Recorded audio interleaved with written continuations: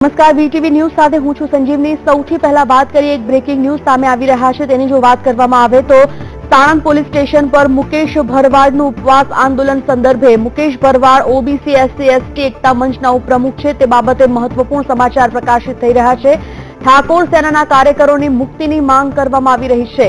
મહત્વપૂર્ણ છે કે ભાજપના કાર્યકરોની અટકાયત કરવાની માંગ હતી અને આ જ સંદર્ભે અત્યારે મુકેશ ભરવાડ પોલીસ સ્ટેશન પહોંચ્યા છે। ઠાકોર સેના અને ભાજપના કાર્યકરો વચ્ચે આજે ઘર્ષણ સર્જાયું હતું। સાણંદ પોલીસ સ્ટેશન પર મુકેશ ભરવાડનું ઉપવાસ આંદોલન, તેઓનું કહેવું છે કે જે અટકાયત કરવામાં આવી છે તે કાર્યકરોને મુક્ત કરવામાં આવે।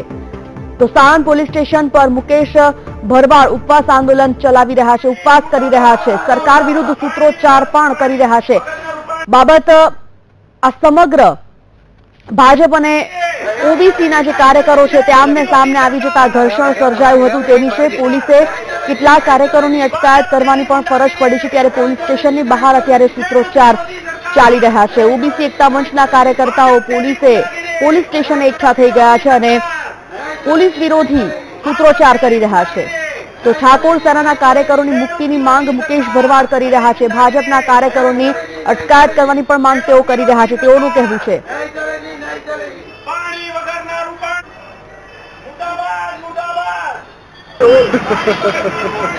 ઓકે રોલિંગ તમારો પરિચય આપજો।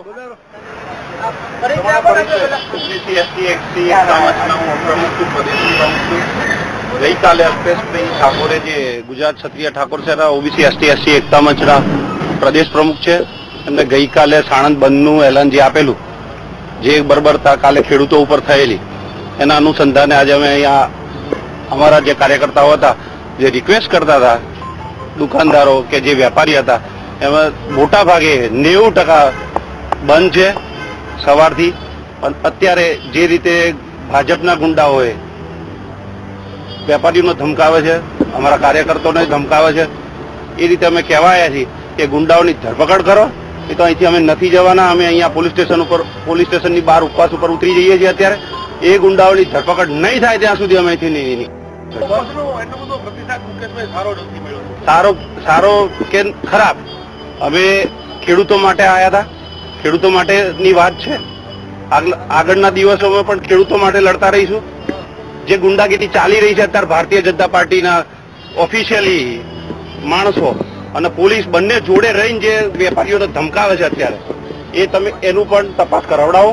સવારે જે જૂથ અથડામણ જેવી જે વાર્તા બતાવી એમાં ગુંડાઓ એ લોકો ના હતા। અમારા તો કાર્યકર્તા સિમ્પલ રીતે જે તે નાગરિકોને રિક્વેસ્ટ કરતા હતા। અમે ક્યારે અમારા હાથમાં ધોકા નતા, તમે ચેક કરી લો, અમે ચેક કર્યું તો એમના હાથમાં ધોકાઓ હતા। તો ભારતીય જનતા પાર્ટીના લાયસન્સ છે ગુજરાતના દરેક પ્રજાના, દરેક ખેડૂતોના, દરેક સમાજોના દબાવવા માટે ધોકા લઈને જે બહાર નીકળી પડે છે, પણ આવનાર સમયમાં અમે ખબર પાડી દઈશું કે ધોકાઓ તમારા હાથમાં નહીં સોંપે।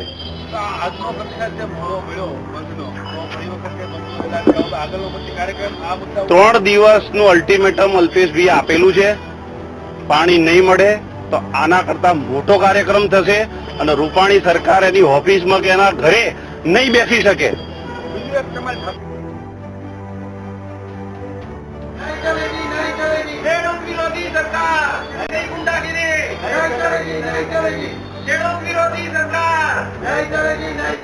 પાણી વગરના રૂપાણી મુર્દાબાદ, મુર્દાબાદ।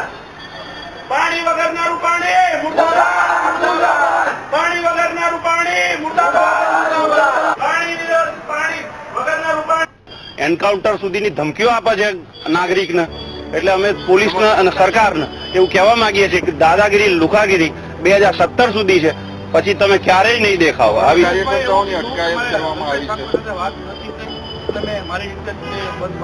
એટલા માટે જ હું કહેવા માંગુ છું કે અલ્પેશભાઈએ આજનું જે બંધનું એલાન છે એ ચાલુ છે। મારે એમની સાથે વાત થઈ છે અને એ પણ આવે છે, બરોબર છે, અને સંપૂર્ણ બંધ થશે। અલ્પેશ ઠાકોર ઉપવાસ પર ઉતરશે તમારી સાથે? આવશે એટલે ઉતરશે। રમેશભાઈ અમારા ઠાકોર સેનાના પ્રદેશ ઉપપ્રમુખ છે અને છોકરાઓની પીડા જે જોઈ, ધમકીઓ આપી છે પોલીસે, એ કદાચ એમનાથી સહન 1% છોકરાઓ માટે થઈને આ કઈ બોલ્યા હોય, બરોબર છે, એના સિવાય બીજી કોઈ વાત ના હોઈ શકે।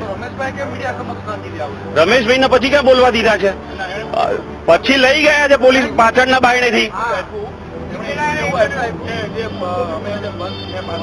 તમે હું આપને એવી વિનંતી કરવા માંગુ છું, ટોટલી હજી સત્ય બહાર ત્યારે જ આવશે, રમેશભાઈ સામે આવશે, અમે બધા સાથે આવીશું ત્યારે ક્લિયર થશે. મારે વાત થઈ ગઈ છે, તમે બી ટેલિફોનિક સંપર્ક કરી શકો છો અને તમને છૂટ છે, તમે ચર્ચા કરી લો. ક્યારે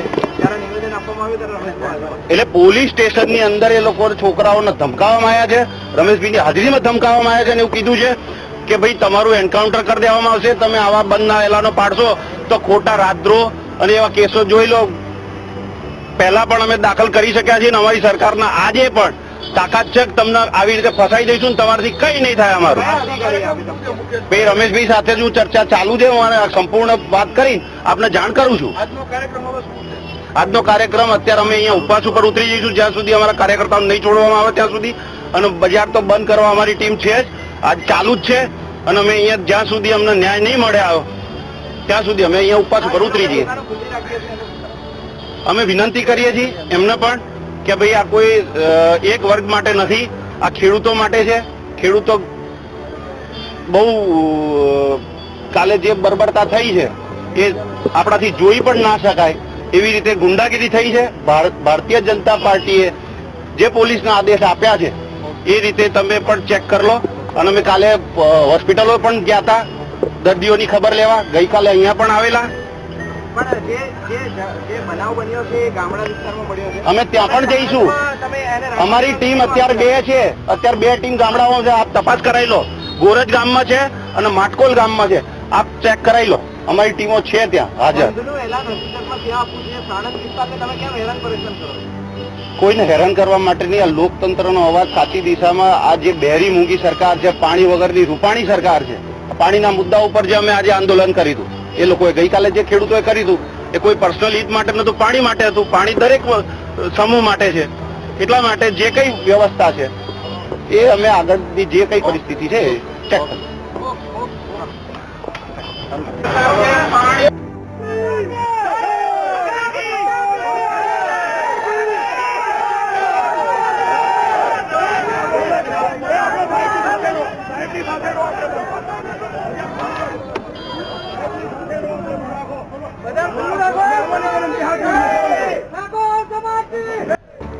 તો પોલીસ અને ખેડૂતો વચ્ચે થયેલા ઘર્ષણના ઘેરા પ્રત્યાઘાત પડ્યા છે. સાણંદમાં બંધને મિશ્ર પ્રતિસાદ મળતા ઠાકોર સેના અને ભાજપના કાર્યકરો આમને સામને આવી ગયા હતા. ઠાકોર સેનાએ દુકાનો બંધ કરાવી ત્યારે ભાજપના કાર્યકરોએ દુકાન ખુલ્લી રખાવી હતી, જેને લઈને આ મામલો ઉગ્ર બનતા પોલીસે ઠાકોર સેનાના કાર્યકરોની અટકાયત કરી હતી અને ભાજપના કાર્યકરોની અટકાયત ન થતા અનેક સવાલ ઉઠવા પામ્યા હતા.